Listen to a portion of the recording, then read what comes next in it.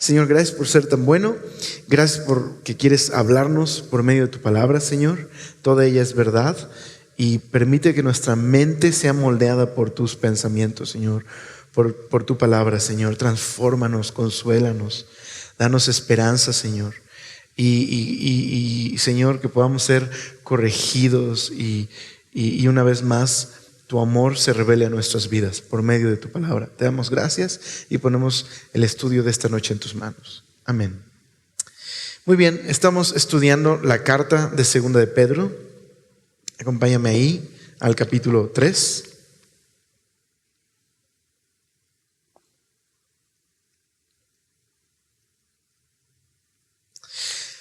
Es muy emocionante, estamos por terminar el Nuevo Testamento. No sé cuándo, pero yo creo que por diciembre o enero ya estaremos por ahí de Apocalipsis. Qué increíble, ya le dimos la vuelta, ¿no? Los domingos estamos en el Antiguo, estamos estudiando Salmos y los miércoles en el Nuevo Testamento. Ok, Segunda de Pedro, ¿de qué trata esta carta? Bueno, recuerda, Segunda de Pedro es la segunda carta que Pedro dirige a esta red de iglesias que existía en Asia Menor, que es el actual Turquía. Había una red de iglesias, una comunidad de iglesias ahí. Y Pedro ya les escribió una carta anteriormente en el que la situación era la persecución que se estaba desatando contra los cristianos. Y aunque en esta carta el tema está enfocado más hacia el problema de los falsos maestros, sigue siendo la misma situación. Hay persecución contra los cristianos, están estos falsos maestros provocando desorden en la iglesia y Pedro sabe que está próxima a su muerte. Esta es su carta de despedida. Es una carta que él mismo dice se convertirá en un memorial para las demás generaciones de cristianos. Así que bajo esta situación, Pedro escribe en el capítulo 1 a los cristianos a permanecer fieles, a seguir creciendo en la vida cristiana. Les exhorta a continuar en ese crecimiento para cada día más reflejar el carácter y la naturaleza de Dios. Y después de esa introducción donde Pedro aborda la importancia del crecimiento en la vida cristiana, que Dios nos ha dado todo lo que necesitamos para crecer en la vida cristiana, que Dios quiere que reflejemos la naturaleza de Dios, que es su amor.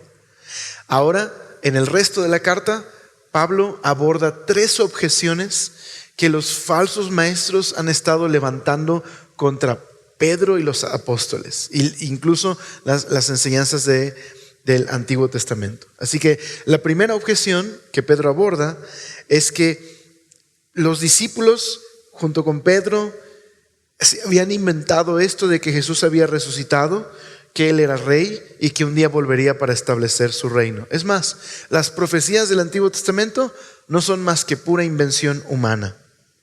Así que ¿por qué los falsos maestros estarían cuestionando la enseñanza sobre Jesús que daban el Antiguo Testamento y los apóstoles?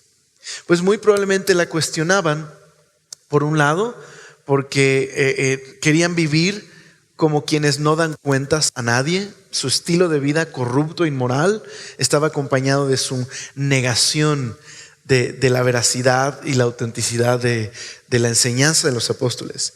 Pero también probablemente por su trasfondo. De alguna manera, el evangelio, cuando salió del territorio judío y se expandió hacia el lugar donde ya estaban escuchando el evangelio extranjeros, muchas veces algunos de ellos mezclaban sus antiguas creencias con el mensaje de Jesús, y a veces eso producía ideas muy diferentes acerca de Jesús que la que habían enseñado los apóstoles. Así que su cultura, su trasfondo, su estilo de vida inmoral eran parte de por qué ellos negaban la enseñanza que los apóstoles daban sobre Jesús. Así que Pedro responde a esta objeción diciendo: primero, la enseñanza de que Jesús resucitó y que Él es rey y que volverá no proviene ni del engaño ni de las fábulas, no es un invento, sino que es la revelación que varios testigos oculares recibieron sobre Jesús, como Pedro en el monte de la transfiguración. E incluso el testimonio de los profetas del Antiguo Testamento. Ellos recibieron esa revelación sobre Jesús no por su propia voluntad, sino que el Espíritu Santo les inspiró a hablar y a escribir lo que hablaron y lo que escribieron. Y el mensaje tanto de los profetas como de los apóstoles fue dado por Dios. Están de acuerdo en el mensaje acerca de Jesús. Ahora, la segunda objeción, que está en el capítulo 2, lo que vieron la semana pasada, es que estos falsos maestros decían: no habrá ningún juicio final. No existe ni habrá jamás un juicio final. Y Pedro les responde diciendo: no, de hecho, ellos un día enfrentarían la justicia de Dios. Y lo que hace Pedro es recordar 3 historias del Antiguo Testamento. Y en todas ellas hay una constante. Dios intervino en el mundo para juzgar el pecado y la rebelión y cuidó de los suyos. En todas esas historias del Antiguo Testamento. Así que, como Dios juzgó en el pasado a los rebeldes, también Dios traería un juicio sobre estos falsos maestros. Que así como estos hombres del pasado, estos falsos maestros viven para el placer, para obtener dinero, desprecian la autoridad de Dios y le enseñan a otras personas que a Dios no le importa. Por eso negaban el juicio, porque decían: a Dios no le importa cómo vive la gente, nunca traerá un juicio.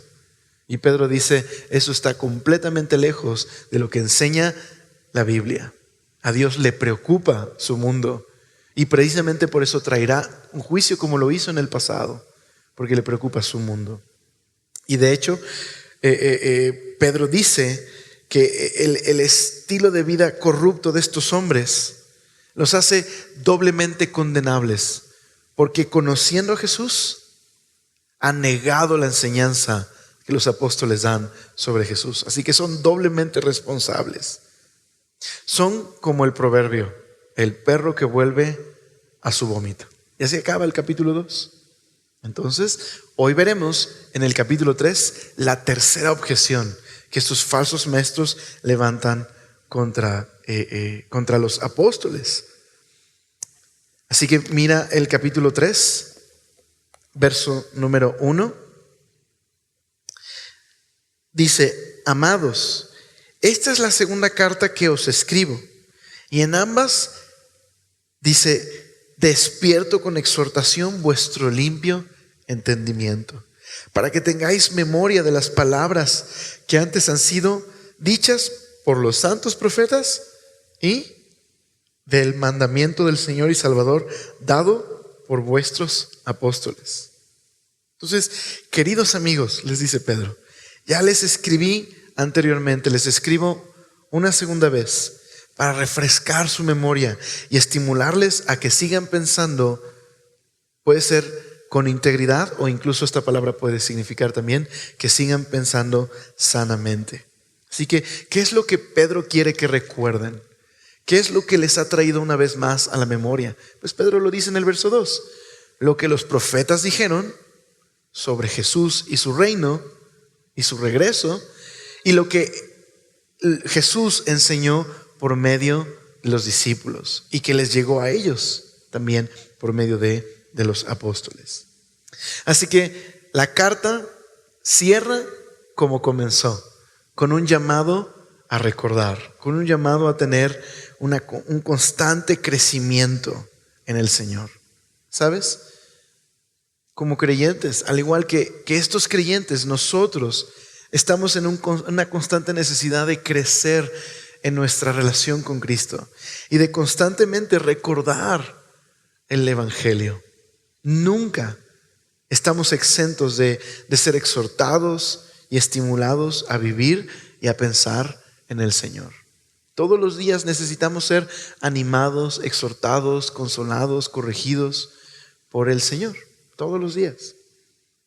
Como dice el comentarista bíblico Douglas J. Moo en su comentario de 2 de Pedro, dice: aunque tengamos registradas en nuestras mentes la palabra de Dios, las cuestiones básicas de la fe pueden dejar de tener una influencia significativa sobre nosotros. Entonces, cuando habla de memoria, no habla de información, porque eso probablemente puedo tenerlo ahí. sino habla de la necesidad de que la verdad de Dios no solamente esté en mi mente, sino en mi corazón todos los días. ¿Me explico? Que diariamente esté aplicando el evangelio a todas las circunstancias que vivo. Es ahí donde tenemos muchas veces problemas de memoria. Quizás conocemos lo que el evangelio dice, pero olvidamos aplicarlo cuando nuestro hijo no está haciendo lo que le pedimos que haga, ¿no? Cuando tenemos quizás alguna dificultad, los casados en su matrimonio, o los solteros en su vida diaria, o los que trabajan, o los que estudian, en cualquier circunstancia, podríamos estar olvidando aplicar el evangelio, aplicarlo en nuestra relación hacia nuestros padres, aplicarlo en nuestra relación hacia otras personas. Así que lo que Pedro quiere que recordemos, especialmente en este pasaje, es qué enseña la Biblia sobre Jesús, sobre su reino, sobre cómo vivir en su reino, sobre el reino que pronto vendrá y establecerá justicia. ¿Cómo debemos vivir a la luz de lo que la Biblia enseña sobre quién es Jesús, sobre su obra en la cruz, sobre su resurrección, sobre el hecho de que Él ha resucitado y su resurrección es su coronación como rey? Él ha ascendido, está en la diestra de Dios, es el rey del universo. Un día volverá para reinar para siempre. Un reino universal de justicia. ¿Cómo debemos vivir todos los días a la luz de la verdad del evangelio? Pedro quiere que recordemos eso. Y entonces, la enseñanza del Antiguo Testamento y la enseñanza del Nuevo Testamento, por decir así, los profetas y los apóstoles del Nuevo Testamento son el fundamento de la iglesia. Los profetas hablaron de este reino futuro de Dios por medio del Mesías. Y los apóstoles muestran que ese reino futuro ha llegado por medio de Jesús. Un reino glorioso en el que Dios haría nuevas todas las cosas, en donde establecería un reino de justicia y confrontaría el mal. Un reino que ha comenzado en la vida de aquellos que hemos entregado nuestra vida a Jesús. Así que podríamos decir esto: tanto los profetas en el Antiguo Testamento como los apóstoles hablan acerca de Jesús y están de acuerdo respecto a Jesús, como Pablo lo expresa en otra carta. Mira cómo lo dice Efesios 2:20. Yo se los voy a leer en una versión sencilla, pero dije Pedro, ¿verdad? Discúlpeme, ya no me acuerdo si dije Pedro o Pablo, perdón. Tengo memoria de Dory, pero bueno, Pedro o Pablo, no es cierto. Pablo lo expresa así en Efesios 2:20. Juntos, hablando de todos los creyentes, juntos constituimos su casa, la cual está edificada, esa casa, la iglesia, los creyentes, está edificada, dice, sobre el fundamento de los apóstoles y profetas. Y la piedra principal es Cristo, Jesús mismo. Así que Jesús es el fundamento del que hablaron los apóstoles y los profetas. Y la identidad de la iglesia y de cada creyente depende de la enseñanza de los profetas y de los apóstoles. Así que, ¿cómo podemos tener un pensamiento cristiano sano? Cuando consideramos el testimonio de los profetas y los apóstoles y lo aplicamos a nuestra vida. No puede haber un pensamiento cristiano sano que vaya en contra del mensaje claro y continuo sobre Jesús desde los profetas hasta los apóstoles. Permanecemos en esa enseñanza. Ahora, ¿qué es lo que anticipaba ese mensaje sobre Jesús, sobre su reino? Bueno, mira el verso número 3. Estas es las palabras de los profetas y el mandamiento de Jesús dado por los apóstoles. Dice el verso 3. Sabiendo primero esto, que en los postreros días vendrán burladores, andando según sus propias concupiscencias. ¿Okay? Entonces, Pedro dice, los profetas del Antiguo Testamento y los apóstoles que recibieron la enseñanza por medio de Jesús y que recibieron el mandamiento de ir y llevar esa enseñanza a otros, ¿qué anunciaban? ¿Qué advertían? Que en los días finales vendrían hombres que serían burladores. Entonces aquí hay dos cosas importantes que creo que es importante aclarar en el contexto. ¿Qué son los últimos días? ¿Y por qué les llama burladores? Bueno, el Antiguo Testamento, así como el Nuevo Testamento, anticipaba el día en el que vendría el clímax de la historia. Y esos días son llamados los días finales, el día en el que Dios intervendría personalmente en la historia humana y traería un juicio definitivo del mal y establecería su justicia. Los últimos días o los días finales.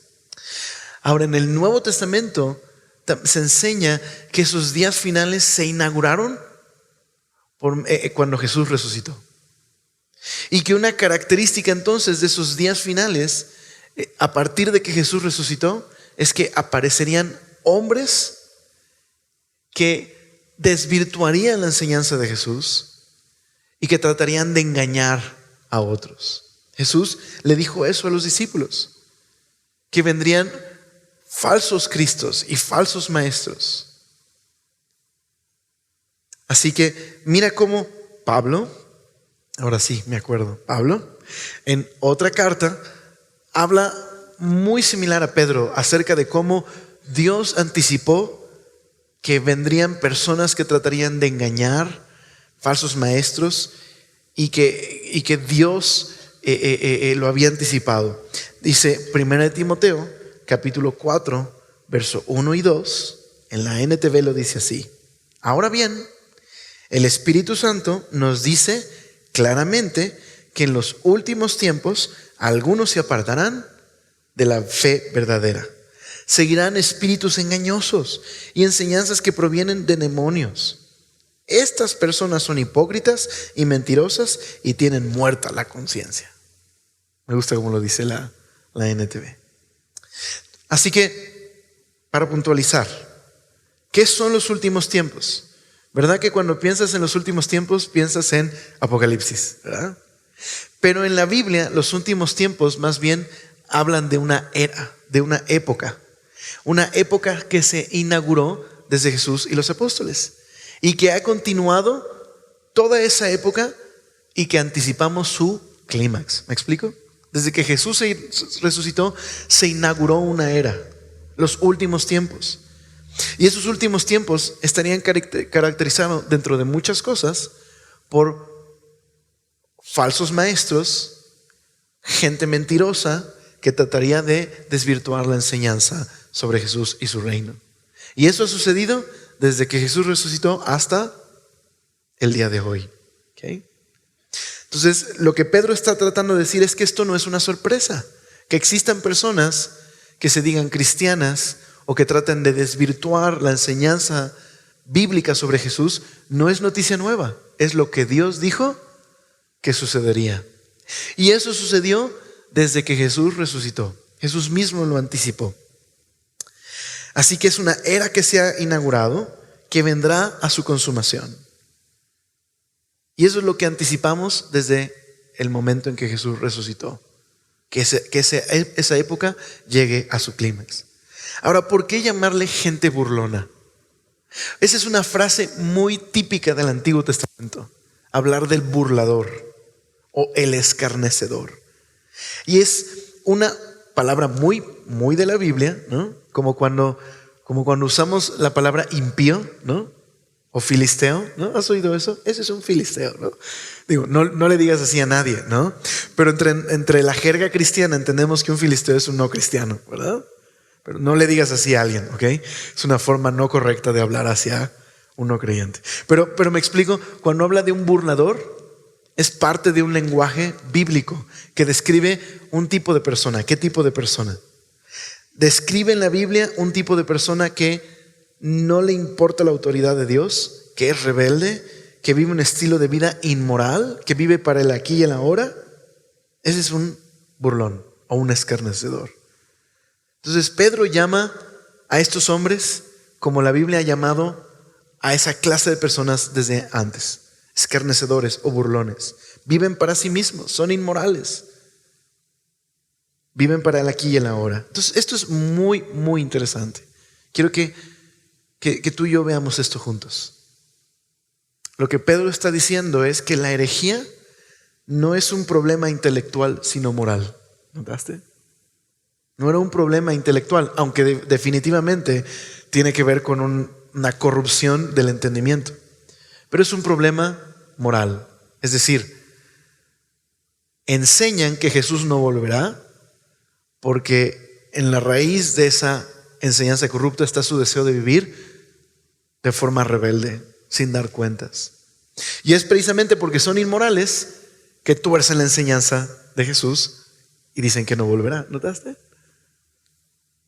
Entonces su estilo de vida justifica su herejía. ¿Okay? Entonces, qué interesante. Probablemente muchas herejías necesitamos verlas ante esta luz. Es más un problema moral que intelectual. O primeramente es un problema moral. ¿Sabes a quién nos recuerda? ¿A qué burlador nos recuerda? A Faraón. Moisés viene delante de la corte de Faraón para avisarle el plan y voluntad de Dios. ¿Y qué es lo que responde Faraón? ¿Y quién es el Señor? Para que yo le obedezca, ni conozco al Señor. ¿No? Entonces ese es el burlador. En este caso son aquellos que, aunque Jesús ha resucitado, y eso, la resurrección de Jesús en la Biblia es su coronación. Él ha sido exaltado y vindicado por Dios como rey sobre todo el universo. Entonces, quienes rechazan a Jesús y su resurrección están haciendo esto. ¿Quién es el Señor para que yo le obedezca? Como Faraón. Así que Pedro describe a estos hombres como burladores que la Biblia anticipa desde un principio que habría. Y entonces por fin nos dice cuál es la tercera objeción de estos burladores. Dice el verso número 4. Son burladores, siguen sus propias concupiscencias, son inmorales, viven para el placer, diciendo esto: ¿dónde está la promesa de su advenimiento? Porque desde el día en que los padres durmieron, quizás es una referencia probable hablando de la historia del Antiguo Testamento, todas las cosas permanecen así como desde el principio de la creación. Entonces su objeción es esta. Primero, ¿recuerdas? Su objeción es: eso de que Jesús resucitó es un invento. Lo que los profetas dijeron en el Antiguo Testamento es un invento. Su segunda objeción: no hay juicio final. Su tercera objeción: Jesús no volverá. Lo que están diciendo es: ¿y qué pasó con la promesa de que Jesús iba a volver? No, Él no va a volver. Mira, todo está igual como desde el principio. Dios ni le importa el mundo, ni actúa en el mundo, ni va a juzgar al mundo, ni Jesús volverá.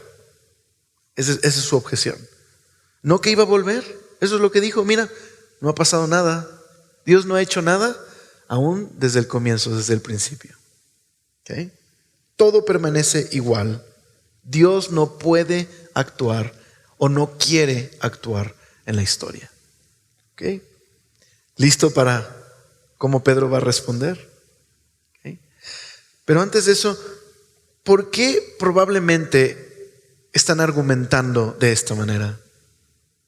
Porque probablemente están no solo justificando su vida inmoral, recuerda, también están mezclando quizás ideas de su contexto, de su cultura, y eso está poniendo una barrera en sus mentes y corazones para no sujetarse a la verdad. Algunos comentaristas bíblicos creen que una de las corrientes filosóficas de esta época era la idea de que Dios no actúa en la historia. ¿Okay? Dios está aparte de la historia. ¿Okay? Así que quizás es su contexto cultural lo que está chocando con la idea de un Señor que es soberano y actúa en la historia, y no lo pueden aceptar, porque va en contra de de su convicción, de la convicción de su cultura, ¿verdad? Sería el equivalente moderno a quienes dicen, no puede existir Dios, porque este mundo es de un orden natural, y es un universo donde solo existe la causa y el efecto, y esto es una cadena infinita. No puede haber un Dios que actúe en la historia. Sería el equivalente. Es decir, si estos hombres estuvieran el día de hoy en este lugar, probablemente sería su objeción. No, Dios no puede juzgar al mundo. Ni Jesús resucitó de los muertos. Esas cosas no suceden porque lo único que existe es esa cadena inexorable y quebrantable de causa y efecto. Entonces quizás su trasfondo cultural está chocando con lo que la Biblia enseña acerca de quién es Dios y cómo actúa en el mundo. ¿Okay? Entonces sus prejuicios, sus valores, su estilo de vida inmoral está detrás de cómo están torciendo la enseñanza acerca de Jesús. ¿Okay? Entonces, ¿cómo responde Pedro? Dice el verso número 5. Estos ignoran voluntariamente. Me gusta cómo lo dice. Es decir, su ignorancia es rebeldía. No es simplemente que desconocen la información. Es que voluntariamente la ignoran. ¿Okay? ¿Qué es lo que ignoran? Aquí está la primera respuesta de Pedro. Que Dios, de hecho, sí actúa en el mundo. Lo ha hecho en el pasado y lo hará una vez más. Ese es el argumento de Pedro. Mira, estos ignoran voluntariamente que en el tiempo antiguo fueron hechos por la palabra de Dios los cielos y también la tierra que proviene del agua y por el agua subsiste. Por lo cual el mundo de entonces pereció anegado en agua. Pero los cielos y la tierra que existen ahora están reservados por la misma palabra, guardados para el fuego en el día del juicio y la perdición de los hombres impíos. ¿Okay? Entonces, ¿qué está haciendo Pedro? Está citando una historia del Antiguo Testamento. ¿Okay? Entonces, esto es Biblia 1.1, ¿okay? Por decirlo así. ¿Qué nos narra la Biblia acerca del principio? Recuerda, su objeción es: a Dios no le importa el mundo y Dios no actúa en el mundo ni actúa en la historia. Y no hay tal cosa como un juicio final ni el Señor volverá. ¿Okay? Entonces Pedro dice: no, de hecho, Dios sí ha actuado. En Génesis 1 nos muestra un Dios que en este mundo que estaba en caos y desorden, Dios intervino por medio de su palabra, creando los cielos y la tierra y dándoles dirección y propósito y orden, y del caos trayendo orden. Y no solo eso, en la historia de Génesis, esta esfera acuosa, ¿verdad? Dios forma el mar, forma los cielos, forma la tierra, ¿verdad? Y le da propósito y orden. Pero en el diluvio, ¿qué sucedió? Por la misma palabra, una tierra que era lo presenta como esta esfera acuosa, que se convierte en una tierra con propósito y orden, en el diluvio volvió a estar cubierta de agua. ¿Ok? Entonces, esto es importante. ¿Por qué? Dios intervino en el mundo trayendo del caos orden, pero cuando juzgó el mundo, volvió al mundo a un estado de caos. ¿Ok? Con las mismas aguas que Dios separó y creó los mares y hizo la tierra, con esas mismas aguas, una vez más, juzgó el mundo. Es decir, Génesis 1 es una historia de creación y Génesis 6 es una historia de cómo Dios revirtió la creación. Ese fue el juicio. ¿Ok? Y el diluvio, ¿cuál era el propósito del diluvio? Pues en Génesis 6, el diluvio vino porque la tierra estaba llena de violencia, rebelión y pecado. Fue un juicio contra el mundo pecador. ¿Ok? Entonces, ¿Cuál es la lógica de Pedro? No, Dios sí ha intervenido en la historia. Cuando la creó y cuando la juzgó. Y de hecho, lo hará una vez más. Solo que ahora no por agua. Dios una vez más juzgará el mundo, pero lo hará por medio de fuego. Es el día del juicio y la perdición de los hombres impíos. ¿Okay? Así que la primera respuesta de Pedro es: Dios sí actúa en el mundo. Él es soberano. Él actúa tanto en la creación como para juzgar. Pero la segunda respuesta de Pedro es: la pregunta entonces no es si habrá un juicio y si el Señor volverá. Eso es seguro. La pregunta sería: ¿por qué el Señor tarda? Así que la respuesta de Pedro es: no solamente Dios sí juzgará al mundo, a Dios sí le interesa el mundo. El hecho de que Dios retarde su promesa en volver no es porque no le importa el mundo, es todo lo contrario, es porque a Dios le preocupa el mundo. Mira lo que dice el verso número 8. Mas, oh amados, no ignoréis esto, que para con el Señor un día es como 1000 años y 1000 años como un día. El Señor no retarda su promesa, según, dice, algunos la tienen por tardanza, sino que es paciente para con nosotros, no queriendo que ninguno perezca, sino que todos procedan al arrepentimiento. ¿Okay? Entonces, los cristianos desde un principio han luchado con el hecho de que Jesús prometió volver pronto, pero no volvió tan pronto como creían algunos que volvería. ¿Quiere decir eso que Dios falló o que Él no volverá? Pedro está diciendo no es que nosotros, es decir, no es que los apóstoles enseñaron que Jesús volvería y se equivocaron y luego dijeron, bueno, ¿saben qué? No, parece ser que sí se va a tardar un poquito. No, lo que Pedro está diciendo es: ustedes han malentendido lo que hemos enseñado. Más adelante incluso va a decir que los falsos maestros han malentendido la enseñanza de Pablo al respecto del Señor. Dice Pedro, Pablo es un poquito a veces complicado de entender, pero hay quienes lo sacan completamente de contexto. Lo que Pedro, Pablo, los profetas del Antiguo Testamento enseñaron es que el regreso del Señor es inminente. Él volverá. Y Él prometió volver en cualquier momento. De hecho, mira cómo lo dice el verso número 10. Pero el día del Señor, y aquí Pedro está repitiendo a Jesús, las palabras de Jesús, pero el día del Señor vendrá, ¿como qué? Como ladrón en la noche.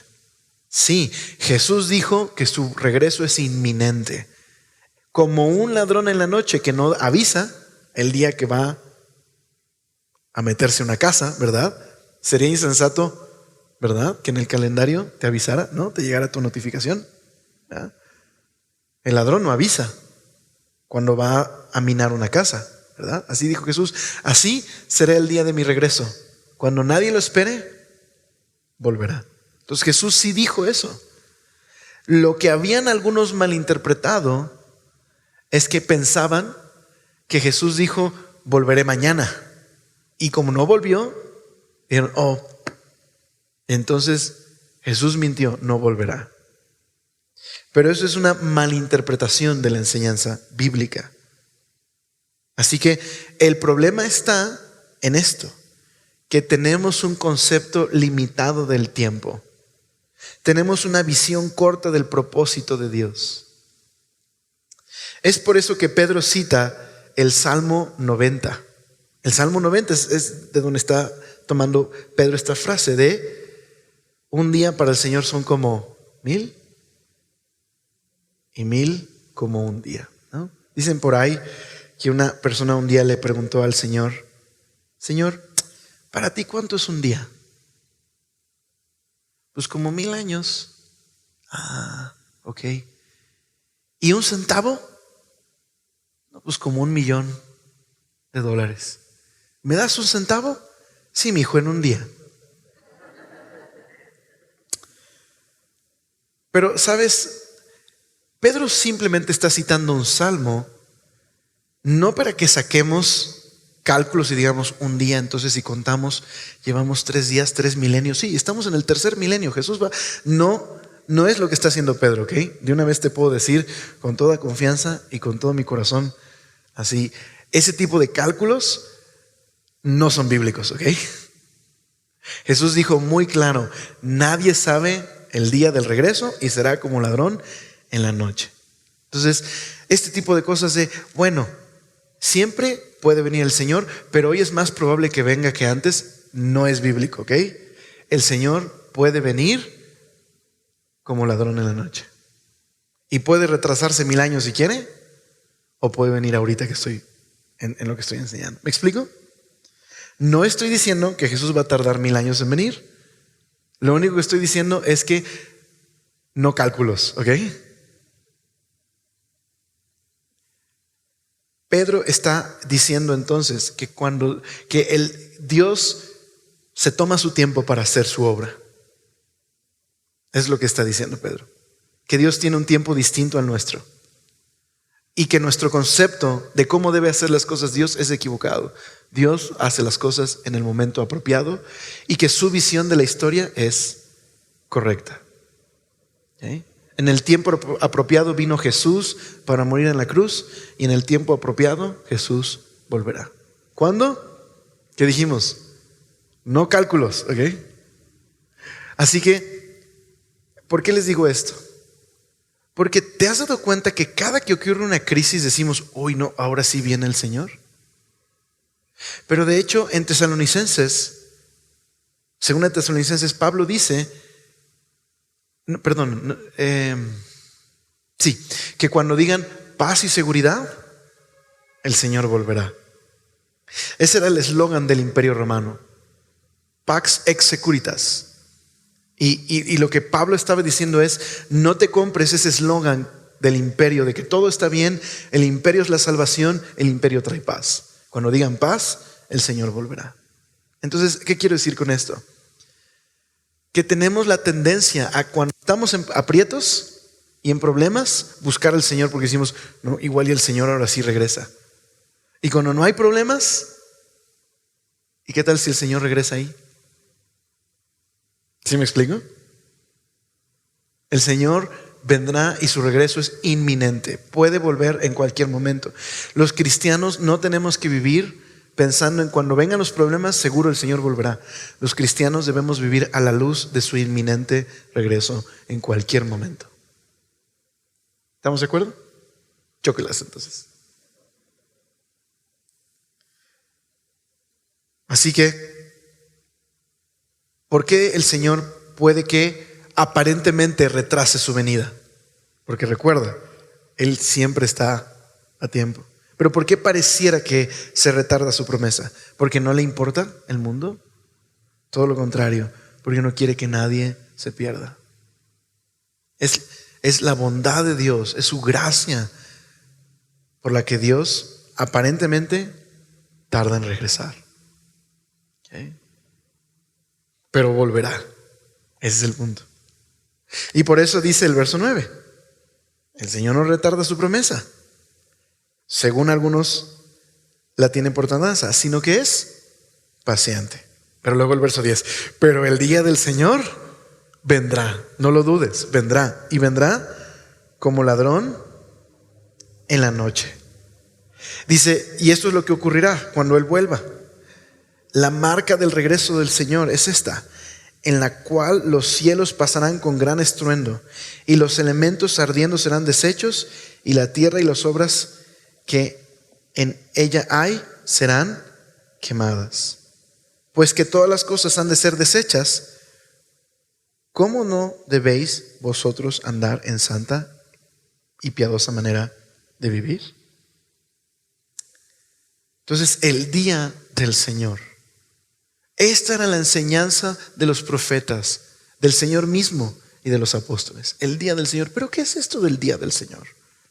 Bueno, en el Antiguo Testamento, Cuando el pueblo de Israel estaba en esclavitud en Egipto, nos dice la historia de Éxodo que Dios le dijo a Moisés que él enfrentaría personalmente a Faraón. Así que el Éxodo no fue Moisés contra Faraón, fue Dios contra los dioses de Egipto y Faraón. ¿Okay? Es decir, Dios trajo una guerra contra Faraón, su injusticia, su pecado, su rebelión y los dioses de Egipto. Dios personalmente visitó la maldad de Egipto, ¿okay? Y rescató al pueblo de Israel con un propósito: hacerles un pueblo especial para llevar a cabo su obra de redención. Así que en el capítulo 14 y 15 de Éxodo hay un canto que hace el pueblo de Israel donde se describe a Dios como un guerrero divino. Y a partir de ese momento en la Biblia se empezó a describir ese día como el día del Señor, el día en que Dios, como un guerrero divino, descendió para juzgar el pecado y la injusticia y rescatar a los suyos. ¿Okay? Bueno, los profetas anticipaban el día en el que eso volvería a suceder en el futuro. Pero ese día es el gran día del Señor. Un día en el que nuevamente Dios intervendría personalmente en la historia y descendería no para juzgar a Egipto, sino al mundo rebelde, la injusticia y el pecado, y establecer un reino universal de justicia por medio del Mesías, que es Jesús. Esa era la visión de los profetas. Bueno, a ese es el día al que se refiere aquí. Cuando Jesús vuelva, será el día en el que se consumará el día del Señor. ¿Okay? Cuando Jesús vuelva para reinar, ese día Dios visitará personalmente este mundo para juzgar la injusticia y establecer su reino.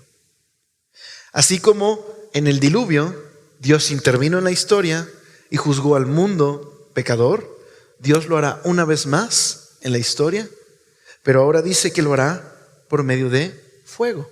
Entonces aquí surge un problema pequeño de interpretación. No nos vamos a meter en esos problemas, pero simplemente lo voy a mencionar. Notaste que en el verso número 10 dice que el día del Señor, cuando venga ese día, los cielos pasarán con gran estruendo y los elementos ardiendo serán deshechos y la tierra y las obras que en ella hay serán quemadas. Bueno, por un lado está la palabra elementos.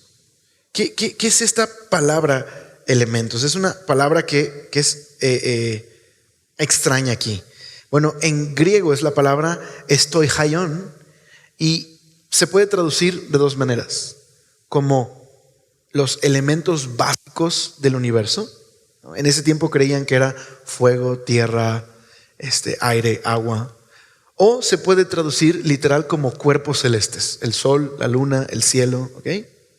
Entonces, por un lado, Pedro podría estar diciendo que en el día del Señor Dios va a disolver los elementos físicos. ¿Okay? Por otro lado, Pedro podría estar diciendo que ese día será un día de juicio sobre el mundo, ¿okay? Que tendrá un efecto cósmico que afectará incluso el sol y las estrellas. ¿Okay? Ahora, indistinta de cualquiera de las dos, el punto de Pedro es este: el día del Señor será un día de juicio, ¿okay? Un día donde Dios actuará en el mundo. ¿Okay?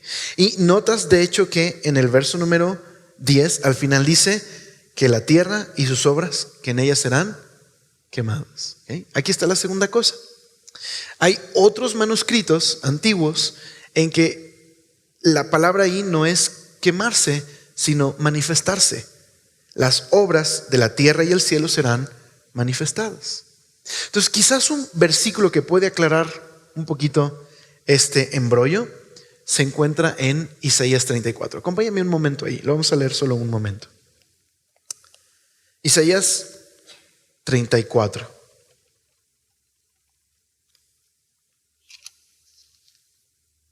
Es muy probable que varios comentaristas están de acuerdo en que Pedro esté citando a Isaías. Isaías 34. En Isaías 34 es esta visión donde el día del Señor Dios vendría a juzgar a las naciones perversas, la injusticia, el pecado, y restauraría todas las cosas. Entonces, en el capítulo 34 dice el verso 1: acercaos naciones juntas para oír, y vosotros pueblos escuchad. Oiga la tierra y en cuanto hay en ella, el mundo y todo lo que produce.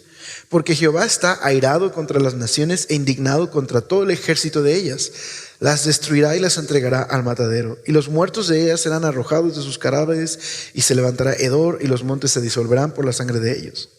Y todo el ejército de los cielos se disolverá, y se enrollarán los cielos como un libro, y caerá todo su ejército como se cae la hoja de parra y como se cae la hoja de la higuera. Entonces, en la descripción de Isaías, ¿te acuerdas que dije que el diluvio era una especie de inversión de la creación? Es la misma idea. Como si el cielo fuera un pergamino, se va a enrollar. Entonces, probablemente esta es la idea para terminar, ¿ok? Esta es la idea. El día del Señor es un día en el que Dios va a juzgar el pecado del mundo y quedará expuesta la maldad y el pecado del mundo al juicio de Dios. Y ese día será tan tremendo que aún el cosmos será afectado.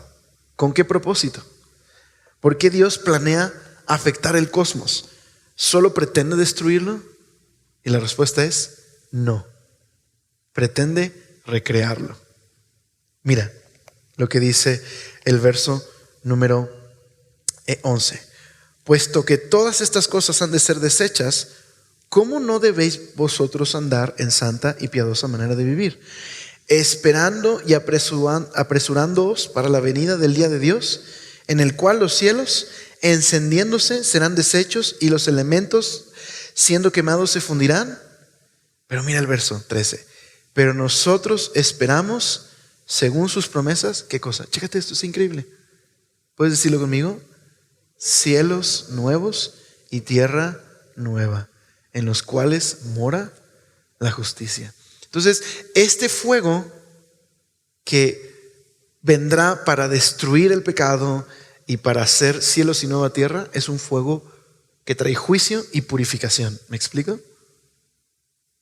Dios va a deshacer lo anterior para formar un cielo y una tierra nuevo, donde mora ¿qué cosa? La justicia. Eso es bellísimo. La resurrección de Jesús ha comenzado una nueva creación. ¿Te acuerdas? El fin de los tiempos se inauguró con la resurrección de Jesús. Jesús ha dado marcha atrás a la muerte. Se revirtió la muerte con Jesús. Y en nosotros que hemos creído en Jesús, hemos resucitado con Él, y los efectos del pecado en nuestra vida se están revirtiendo. Somos una nueva creación. Pero esa salvación se extenderá un día, en el día del Señor, a todo el cosmos. Dios confrontará definitivamente el pecado, la rebelión y la injusticia para hacer cielos nuevos y tierra nueva donde solo more la justicia. Esa, mi preciosa familia, es la esperanza de la que hablaron los profetas, Jesús y los apóstoles. Es lo que dice Pedro. Ese es el contenido de la esperanza cristiana. Ahora, ¿cuál es el propósito entonces de que sepamos estas cosas? ¿Hacer cálculos secretos para adivinar cuándo viene Jesús? ¿Qué dijimos? No. La profecía no es para alimentar nuestra curiosidad.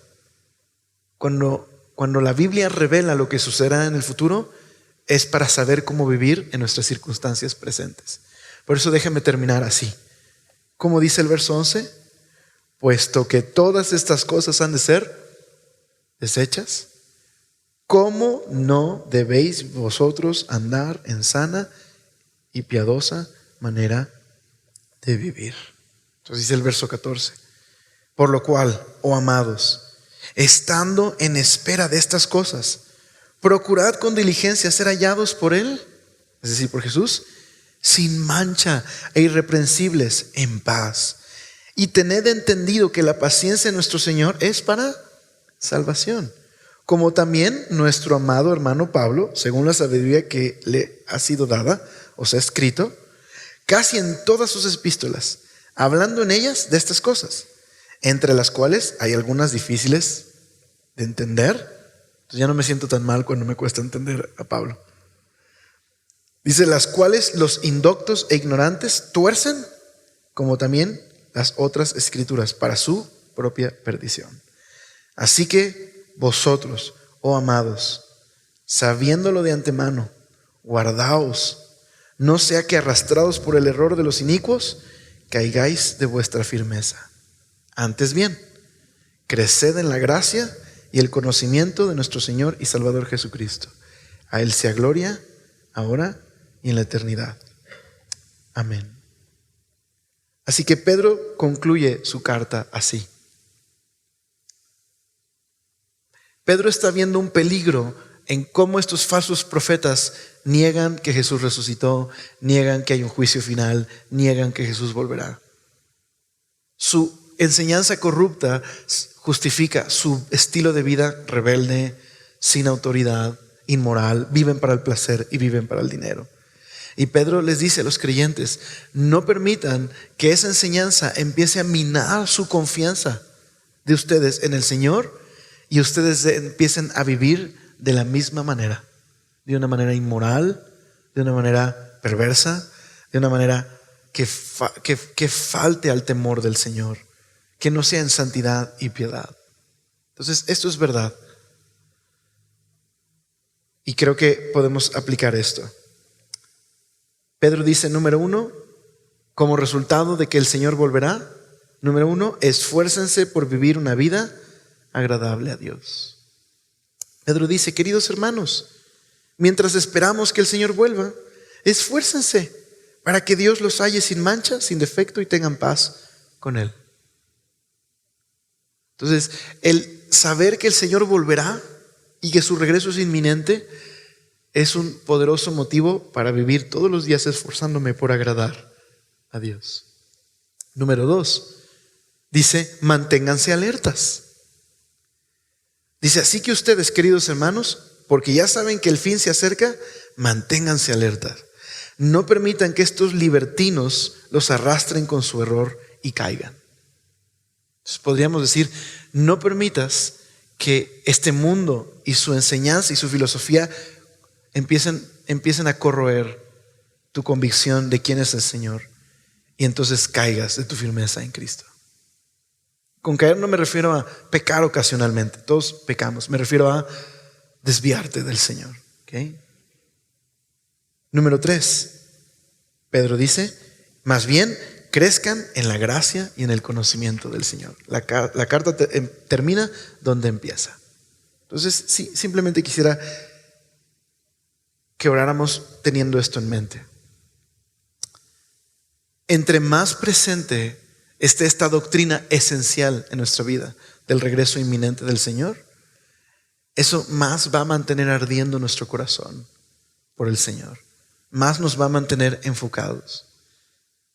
Como cristianos hemos sido llamados, mi familia preciosa, a vivir como quienes estamos frente al Señor todo el tiempo.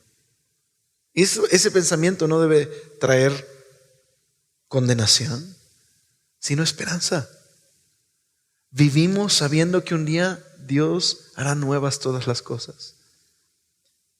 Como Apocalipsis termina, un día no habrá más llanto, dolor, muerte, sufrimiento. Todas esas cosas pasarán. Hoy, en este día, vivimos en un mundo con tanta violencia y rebelión y pecado. Y aquellos que intentan vivir para Dios sufren de esa presión. Pero nuestros ojos están en el día en el que morará la justicia. Así que, ¿por qué esperar a vivir en justicia hasta que venga el Señor? Fe significa que el día de hoy actuamos como si eso ya está el día de hoy presente. Eso es lo que significa en la Biblia fe. Dios ha actuado en el pasado, ha prometido que actuará y voy a vivir como si eso ya sucedió. Como si, aunque fuera invierno, ya anduviéramos en shorts y playeras. Porque sabemos, la primavera está a la vuelta de la esquina. Eso es fe.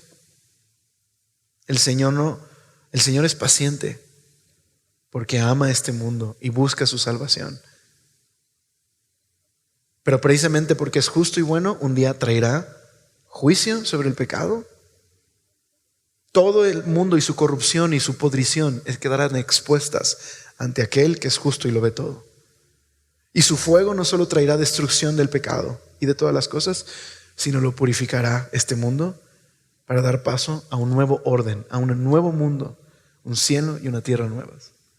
Y todo eso ya comenzó con el hecho de que tú y yo ya somos una nueva creación. Está increíble, ¿no? Entonces meditemos en eso.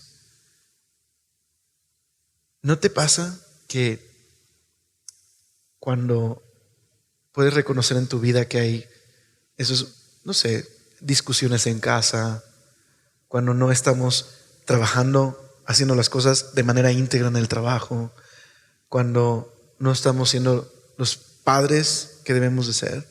Yo identifico algo en mi vida que le comentaba a mi esposa, me hizo clic. Me doy cuenta que frecuentemente olvido que el regreso del Señor es inminente. Es decir, doctrinalmente lo sé. ¿Me explico? Y creo que a eso se refiere Pedro con traer a la memoria. Necesito todos los días recordar el Evangelio. Jesús murió, resucitó, está a la diestra de Dios y un día volverá.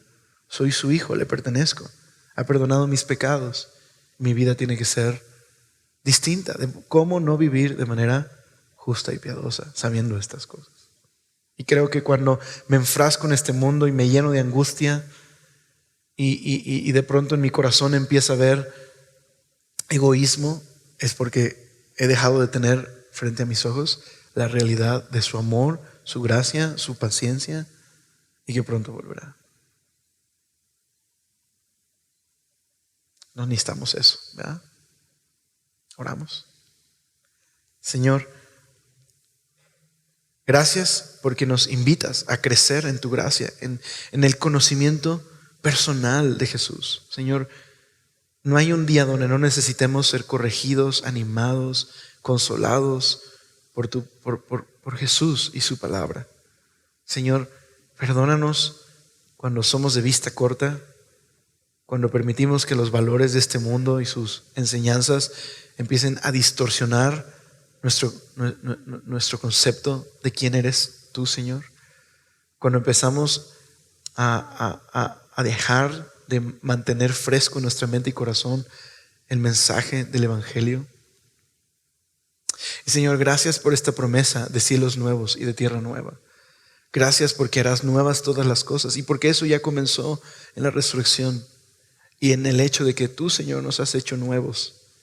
Señor, pero anhelamos ese día donde todo será nuevo, donde traerás tu justicia y juzgarás todo pecado, Señor.